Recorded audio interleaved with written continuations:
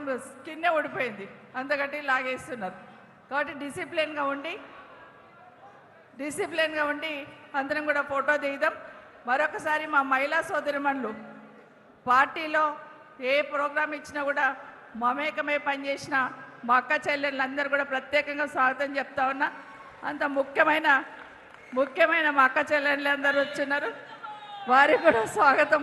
వద్దునైనా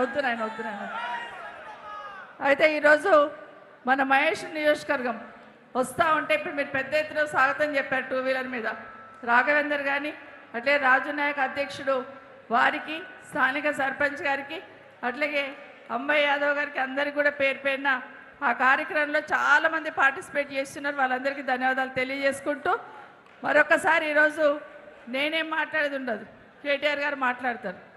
కానీ మాట్లాడే ముందు ఈరోజు రాష్ట్రంలో జరుగుతున్న పరిస్థితి ఒకసారి గుర్తుపెట్టుకుంటే, గతంలో కేసీఆర్ గారు ఉన్నప్పుడు రాష్ట్ర పరిస్థితి ఎట్లా ఉండేది, ఇప్పుడు ఎట్లా ఉన్నదని బేరీజ్ వేసుకొని మళ్ళీ కేసీఆర్ని వెనక్కి తెచ్చుకోవాలన్న ఆలోచన రాష్ట్రంలో ప్రతి ఒక్కరికి ఉంది.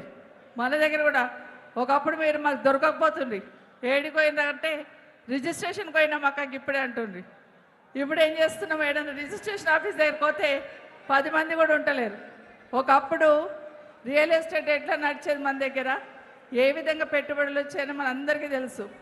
కేసీఆర్ గారు మనందరికీ తెలుసు, తెలంగాణ రాష్ట్రాన్ని ఒక తల్లి పాత్ర పోషించి రాష్ట్రాన్ని ఏ విధంగా కూర్పు చేస్తున్నారు అనేది మనందరికీ తెలుసు.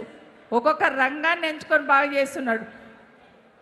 రైతులకు సంబంధించిన కరెంటు కాడికి వెళ్ళి మొదలు పెడితే, నీళ్ళ కాడికి వెళ్ళి, ఆడబిడ్డలు నీళ్ళు దానికి డ్రింకింగ్ వాటర్ కాడికి వెళ్ళి ఒకటి కేసీఆర్ గారు చేసుకొస్తే, కేటీఆర్ గారేమో ఎక్కడి నుండి ఇన్వెస్ట్మెంట్స్ పట్టుకురావాలి, ఎక్కడి నుండి కంపెనీలు తీసుకురావాలి, ఏ విధంగా ఇక్కడ యువతకి ఉద్యోగాలు కల్పించాలనే ప్రయత్నం కేటీఆర్ గారు చేసేవాళ్ళు. మనందరికీ తెలుసు, ఆ రోజు మన ప్రభుత్వం ఉన్న 10 ఏళ్లలో ఒక్క రంగారెడ్డి జిల్లాలోనే టీఎస్ ఐపాస్ ద్వారా మిగతా వాటి ద్వారా కంపెనీలు ఎన్ని వచ్చినాయంటే 1700 పైచిలకు కంపెనీలు ఒక రంగారెడ్డి జిల్లాలో వచ్చినాయి. రాష్ట్ర వ్యాప్తంగా చూస్తే 24,800 కంపెనీలు ఇన్వెస్ట్మెంట్ పెట్టున్నారు. నిజంగా ఒక్కసారి ఆలోచిస్తూ ఉంటే ఆ రోజు ఒక 24 లక్షల మంది పిల్లలకు ఉద్యోగాలు వచ్చినాయి, 4 లక్షల కోట్ల పెట్టుబడులు వచ్చినాయి. కానీ ఈరోజు ఏం జరుగుతుంది, మన ముఖ్యమంత్రి గారు మన దగ్గరనే కందుకూరులో గ్లోబల్ సమ్మిట్ అని పెట్టాడు. పెద్ద కంపెనీలు వస్తాయి, జాతరలాగా ఒక 3 రోజులు నడిపించున్నాడు. ఒక్క కంపెనీని తీసుకొచ్చిండా, ఒక్క కంపెనీ ₹1 ఇన్వెస్ట్మెంట్ వచ్చిందంటే లేదు. కానీ పేరుకి ఏం చెప్పుకొని తిరుగుతున్నాడు, ఫ్యూచర్ సిటీ అంటున్నాడు.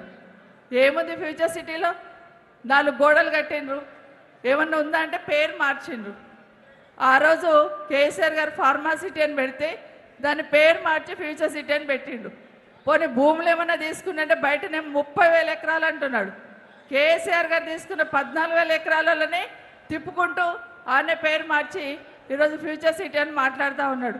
పోనీ వింటున్నాం మనం, ఫ్యూచర్ సిటీ అన్నందుకు కనీసం భూముల ధరలు పెరుగుతాయేమో, బాగా ఇక్కడ ఇన్వెస్ట్మెంట్ వస్తుందేమని. ఒక్క దగ్గర ₹1 ఇన్వెస్ట్మెంట్ రాలేదు. పైగా భూముల ధరలు అప్పటికని ఇప్పుడు సగం అయిపోయినాయి.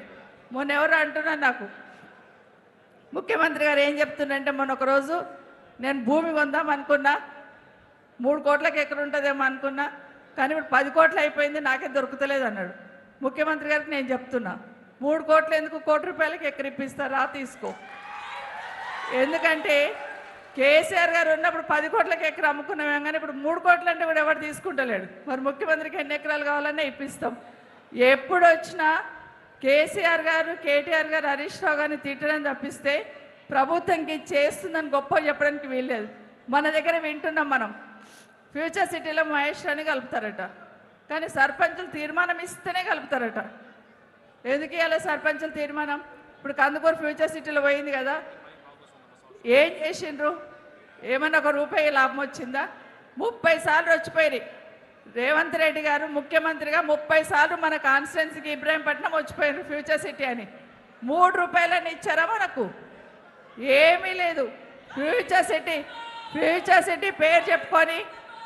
సిటీ పేరు చెప్పుకొని బిజినెస్ నడిపించుకుంటున్నారు తప్పిస్తే ఏం లాభం లేదని వాస్తవం. కానీ ఆ రోజు తెలంగాణ ఎక్కడికో తీసుకుపోయిన తెలంగాణ ఈరోజు అధపాతాలను దోసేస్తున్న విషయాన్ని మనం అందరం గమనిస్తూ ఉన్నాం. ఈ విషయాలే కేటీఆర్ గారు కానీ హరీష్ రావు గారు కానీ వ్యవస్థలో ఉన్న లోటుపాట్లను ఎత్తి చూపిస్తే నోటికి వచ్చినట్టు మాట్లాడుతున్నారు తప్పిస్తే దానికి సమాధానం చెప్పట్లేరు. ఒకటి కాదు, ఎన్ని వైఫల్యాలు ఉన్నాయో వాళ్ళు అవన్నీ కూడా ఖచ్చితంగా అడుగుదాం, వాళ్ళని ప్రశ్నిద్దాం. మళ్ళీ కేసీఆర్ని వెనక్కి తెచ్చుకుందాం. మన ప్రభుత్వాన్ని తెచ్చుకొని కేసీఆర్ని ఆ కుర్చీ మీద కూర్చుని పెడితేనే మనకి రాష్ట్రానికి శ్రీరామ రక్ష అని తెలియజేసుకుంటూ మరొకసారి మీకు అందరికీ ధన్యవాదాలు. గౌరవనీయులు పెద్దలు వాణీదేవి గారు మాట్లాడాల్సిందిగా కోరుతా ఉన్నా. ఒక నిమిషం.